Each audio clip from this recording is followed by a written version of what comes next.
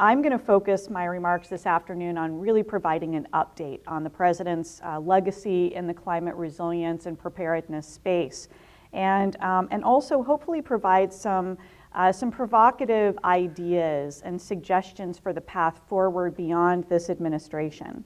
But to dive right in, as documented in the National Climate Assessment and amplified by the President in the hurricane season briefing this week, the effects of climate change are already underway and are already being felt, with rising sea levels, increased frequency and severity of tropical storms, and increased disruptions of inland precipitation patterns. We're seeing this unfold even in the southern plains this week. This is a very tough time to be in Texas. I say this as a former Texan as well. So with my background, having been forged in the crucible that is Texas environmental and land use politics, I may occasionally refer to that background, where I used to do some community organizing and also community planning and disaster resilience work.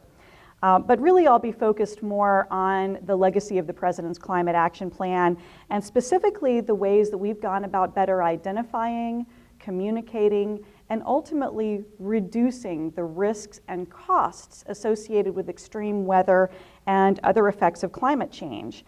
I'll be really emphasizing flood risk, tropical storms, and both coastal and inland riverine flood issues, but I also want to talk a little bit about the financial sector. But first, a few words about hurricanes. Damage from hurricanes is expected to increase significantly in the coming decades, both because of the effects of climate change, but also because of the effects of continued patterns of intensification of risk or coastal development. In turn, the potential requests for federal disaster relief and recovery efforts are anticipated to increase as well. So we've estimated that the magnitude of these increases in hurricane damage and the associated amounts of federal aid that will be requested and rolling out of the federal government to the states is expected to increase.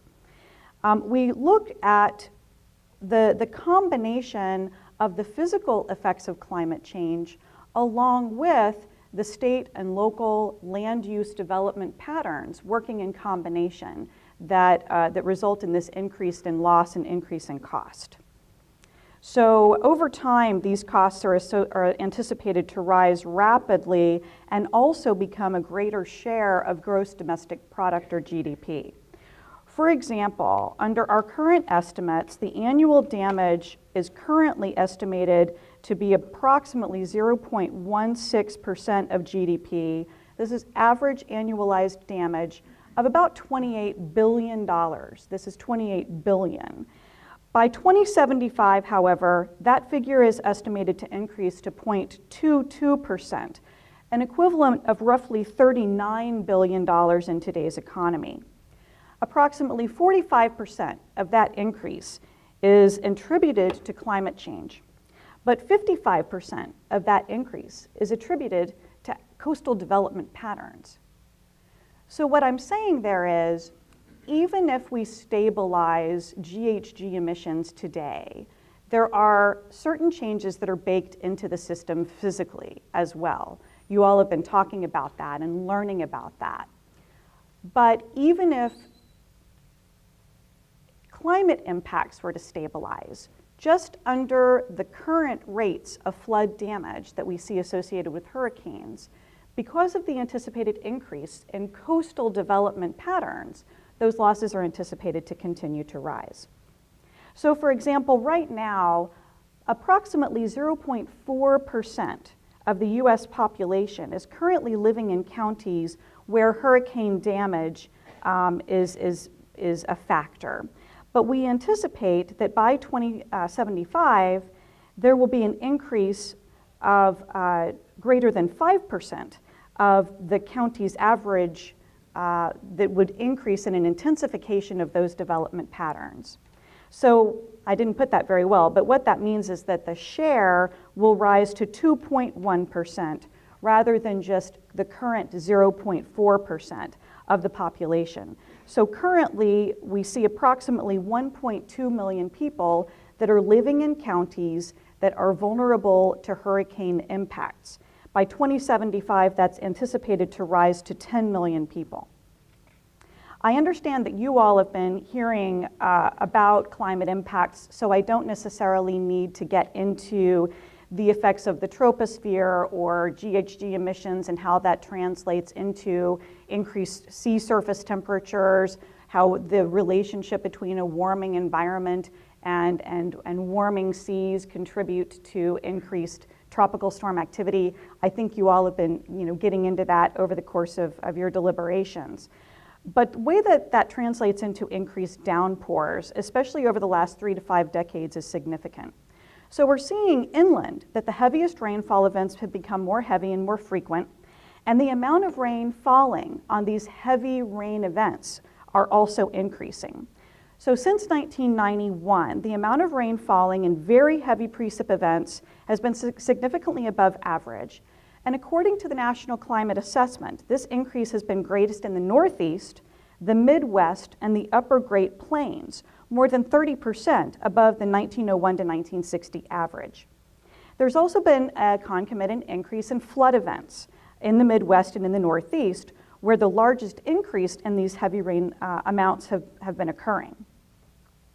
Worldwide, between 1980 and 2009, floods caused more than 500,000 deaths and affected more than 2.8 billion people.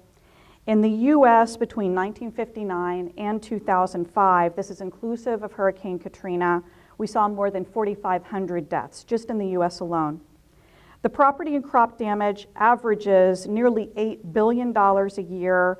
That's in 2011 dollars between 1981 and 2011.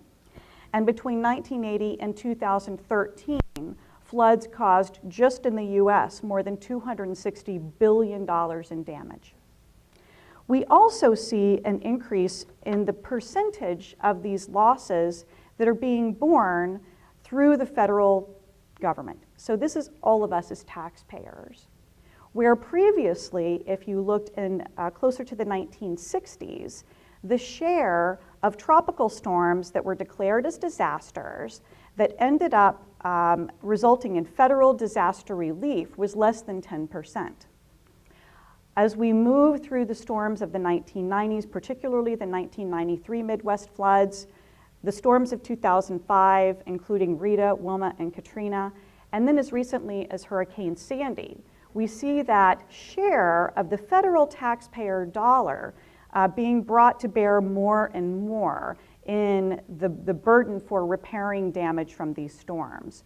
So by the time we're up to Hurricane Sandy, upwards of 80% of the storm damage from Hurricane Sandy and those repairs was being borne by the federal government in various forms of disaster assistance. So that disaster assistance will move through, I'm going to focus really on 3 primary agencies and programs. First and foremost is going to be Fema with the disaster relief program. And that is an individual assistance that is very limited. It does not make people whole. It's also public assistance. This is for major community works and infrastructure projects. And then those are primarily going to be through supplemental appropriations. But then there's another part of FEMA's program that's not discretionary, and those are payouts through the National Flood Insurance Program. So I'm going to refer back to that a little bit later. But other programs that are playing an increasing role in federal disaster assistance are through HUD, Housing and Urban Development, and the Community Development Block Grant Program, or CDBG. That is an annual program that also has a sister program that comes to bear in disasters called the Community Development Block Grant / Disaster Relief, or CDBG-DR. Again, through Katrina on up into Hurricane Sandy, we see more and more of these HUD CDBG-DR dollars coming to bear. So most recently, out of a $60.4 billion disaster relief package that was appropriated by the Congress for Sandy, more than $16 billion of that moved through HUD.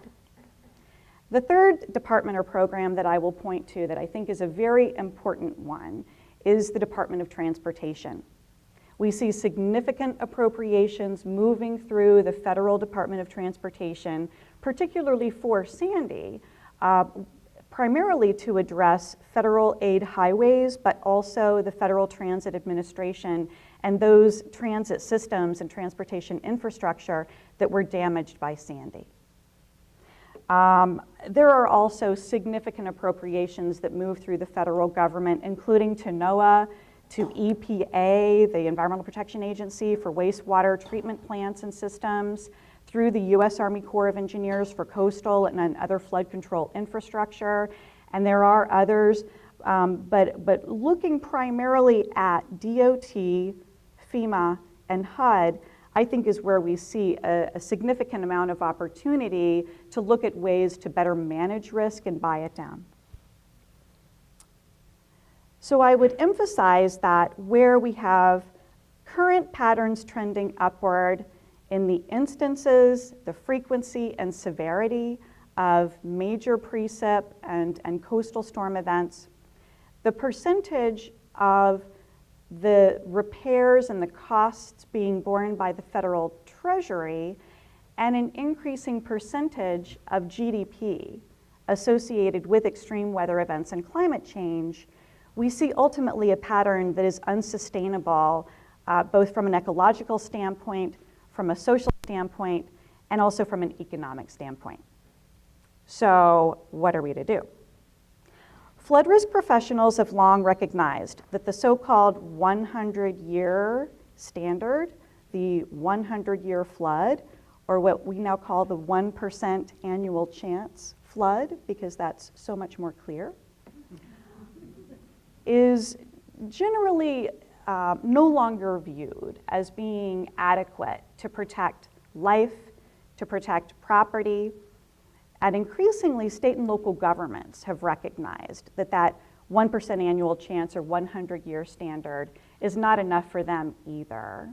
So we see more than 4 states and literally thousands of local governments that have moved away from regulating development just using this 100-year standard, recognizing that upwards of 40% of our flood losses are occurring outside the 100-year floodplain. So state and local governments are using margins of safety or setbacks. They may require new development or post-disaster rebuilding to meet a higher standard of protection. When that's a vertical standard of protection above a flood elevation, we call that freeboard. It's a nautical term. But it basically means we would take the base flood elevation that the 100-year flood would be anticipated to reach, and we would add an additional, whether it's a foot or 2 feet or 3 feet, some coastal communities or communities that have very deep floodplains behind levees might be using 4 feet or even 5 feet of freeboard. They may also require setbacks that could be measured in horizontal feet off of their floodplain. They may also require things like a no-rise floodplain. This means that any new development that acts like a brick in the bathtub has to be mitigated. You can't have new development take up space that would raise the elevation of the base flood. That's got to be mitigated. So there are lots of measures that state and local governments have long taken, and there are several others that can get more technical. But this is really all with an eye towards stabilizing and ultimately reducing flood risk in their own jurisdiction. And yet, as was noted in the introduction, federal practice has been largely the same for more than a generation, going back to the National Flood Insurance Program that first promulgated this so-called 100-year floodplain. So it really fell to the federal government to revisit this. And this is why the president included in his climate action plan a call for federal agencies to take another look at the way that they conduct business in and around floodplains and to update those standards to better reflect current reality and also to better align with the leadership that state and local governments have been showing. So the president issued in January of last year Executive Order 13690. This is Executive Order 13690, that modified, again, for the first time in nearly 40 years, the way that the federal government goes about doing business in and near floodplains. It produces a flexible framework that agencies can choose from and really builds on a pilot, if you will, where for the first time the federal government acknowledged for itself that the so-called 100-year standard is not good enough, not when we're spending your money. So remember the $60.4 billion in supplemental appropriations that I mentioned earlier after Hurricane Sandy to help rebuild from that damage? There was a rule that was, or a standard that was issued by the Sandy Rebuilding Task Force that said when you're going to use that $60.8 billion to rebuild roads and bridges and wastewater treatment plants and homes and businesses and fire stations, but if you're going to do it with federal money, you're going to use best available data for elevation plus 1 foot. And this was really extraordinary. It was for the first time recognizing in our nation's history that this 100-year standard is not good enough, not when we're spending your money. So we built on that through the executive order and the promulgation of the Federal Flood Risk Management Standard that provides this flexible framework for agencies to choose from. They can either use climate-informed science, so they're not just going to take the FEMA flood insurance rate map that shows that 100-year floodplain. They're going to need to develop and use climate-informed science that takes into account things like the expected life of the asset. How long do we want it to last? And what do we expect climate impacts like sea level rise or changes in inland precipitation to look like over the life of that project? But we also recognize that climate-informed science is still in development, right? There are places where there are very robust sources of data, very advanced models, we've got strong assumptions, but until we have climate data that's available down to the planning scale that could tell us if this building gets torn up, how much higher do we need to build it if we want it to last for 50 years? Until we really have that crisp data available online, there are 2 other options that are available for agencies to choose from. One of them is to use the 500-year floodplain, where FEMA has produced that.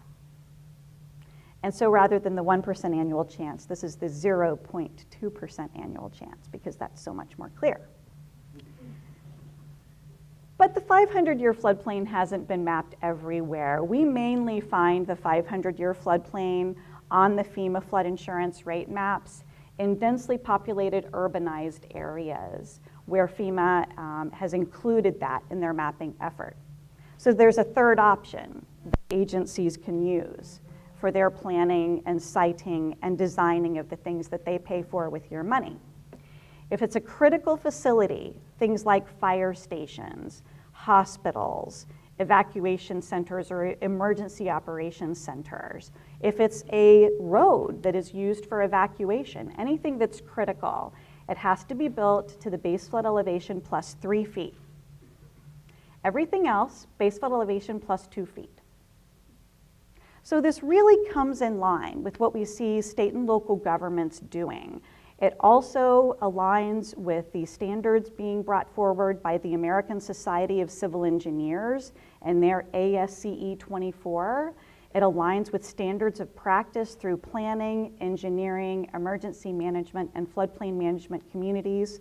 But again, importantly, it aligns with what state and local governments are already doing in many respects.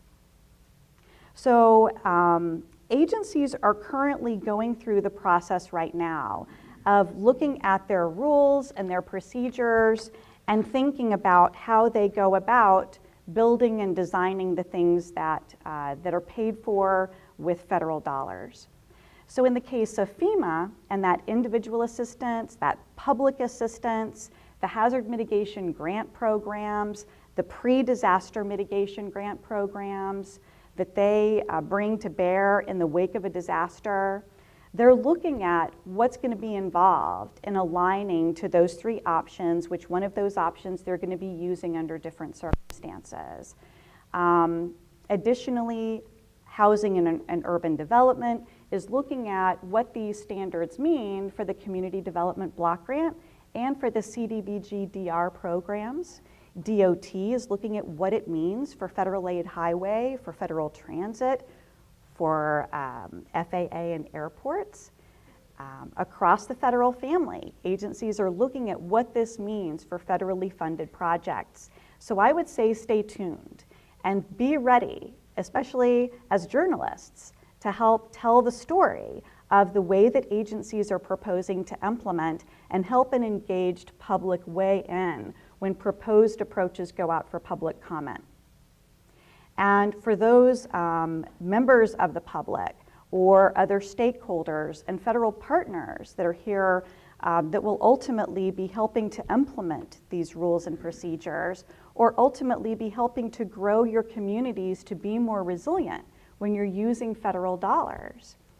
Be ready and help weigh in when these proposed rules are out for public comment, because this affects how we go about building those roads and bridges, those wastewater treatment plants, anywhere that it's a federally funded project.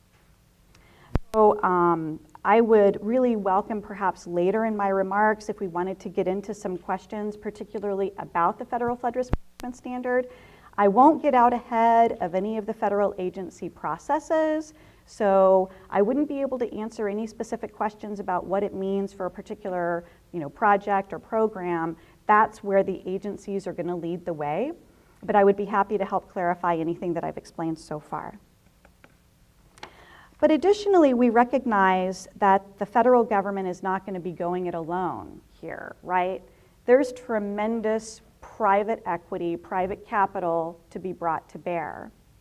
Remember that percentage of disaster recovery spending that I mentioned earlier, and how over the course of a generation, we went from, on average, the federal government ending up paying for approximately 10% of disaster recovery to now, under Hurricane Sandy, more than 80%. What does that really bode for the future when we think about it in two specific ways? One is, as more and more data come online and we understand climate impacts better, and we know that upwards of 40% of our flood losses are occurring outside the 100-year floodplain, and state and local governments in many respects have already said they don't use the 100-year for all of their development planning anyway. And the federal government, at least as a matter of high-level policy, has articulated that this 100-year standard isn't good enough for them. Well, what does it mean when new development gets damaged in a flood and a request for federal assistance is made, a request for a major disaster declaration is made? And what if this is to repair damage that was permitted after data were available to suggest that maybe different land development patterns were in order? Where I'm going with this is the Sandy supplemental appropriations debate took 90 days. This was after a major disaster that tore up the most densely populated urbanized area in the United States. And yet we still had a national conversation for 90 days about whether and how much to appropriate disaster recovery funds to these regions that were affected. So to what extent is it the responsibility of a taxpayer in the Midwest to continue to pay to repair damage in South Florida when we know that data suggest, at least, that there will be changes in sea level, there will be changes in inland precipitation? So this is where appropriators or some of those taxpayers and those taxpayer advocate groups may begin to ask, to what extent are these self-inflicted wounds? And why does it continue to be the responsibility of the federal taxpayer to pay to repair damage that was permitted by state and local governments that maybe should have known better. So these are the really tough questions that we need to be asking ourselves, because appropriators will be asking. And those taxpayer advocate groups and fiscal conservatives will be asking. So let's look at it through another lens too. When a local government chooses to permit new development so close to the floodplain, maybe it's even on a parcel that was previously flooded, and then somebody builds their home there, their greatest personal investment, and it's lost. If they were outside the 100-year floodplain, there's no federal requirement that it be insured. A lender might require it, that's up to them. But there's no federal requirement that it have insurance. So what happens when that home is lost? And whose responsibility is that? At what point was the builder put on notice? At what point was the homeowner put on notice? As a lawyer, my hope is to keep these things out of court. I might be one of the few lawyers out there whose goal is to try to keep stuff like this out of court. But there's a point at which these questions are going to get asked and are going to make their way into court. I would point the group to a recent Supreme Court decision out of the state of South Carolina, Columbia Venture versus Richland County. Columbia Venture versus Richland County. A decision of the South Carolina State Supreme Court upholding the county's authority to tell a developer, thank you but no thank you, when they wanted to bring a new development to that community's floodway. Not just their floodplain, but their floodway. This is an area inside the floodplain subject to the greatest flows, heights, and velocities. The developer even offered to build or improve an existing levee on the property and turn that levee over to the county for maintenance in perpetuity, and the county said no thank you. And because there's certain liability associated with owning and operating a levee, to say nothing of having to pay for the maintenance on that system forever. And so the developer sued, and they claimed a Fifth Amendment property rights taking, along with due process and some other things. But what they said basically is, we bought the land, we intended to develop it, and now you're telling us through FEMA's maps and other regulatory processes that we can't develop it the way that we intended.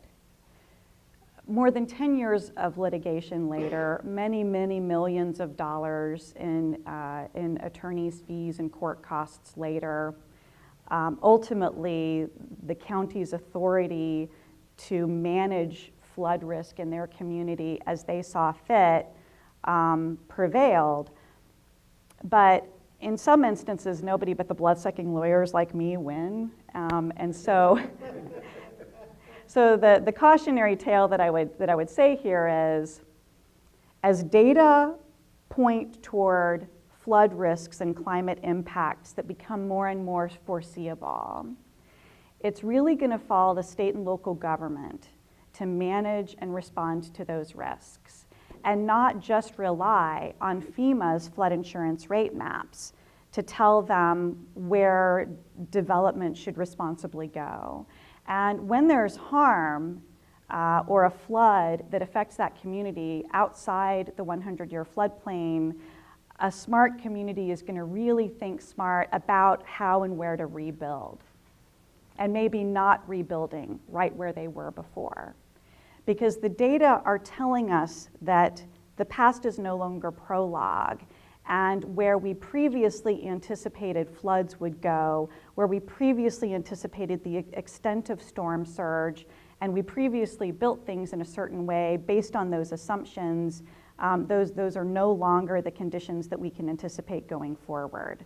So that data needs to be informing policy and practice, It's also, my concern is that it's going to be informing liability regimes and jurisprudence and the way this stuff plays out in front of judges and juries, imposing what's essentially a substantive knowledge standard.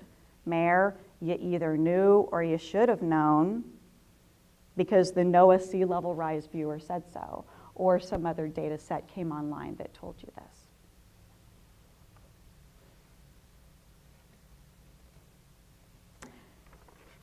But I'd mentioned earlier that state and local government and the federal government need not go it alone.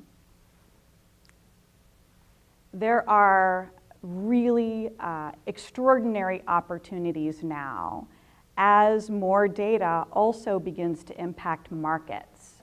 And it starts pointing toward things like insurance and the way that we go about identifying and underwriting risk and risk associated with projects. This is why the president also called for, in his climate action plan, an effort to work with the insurance industry and partner with that industry to find new ways to better identify and communicate risks associated with extreme weather and climate change, and ultimately to use insurance to buy down that risk.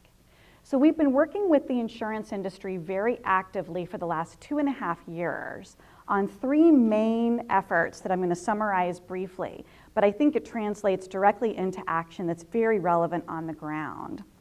We know that we need to be increasing the sharing of data and information. The insurance industry has some of the most sophisticated data sets and modeling out there.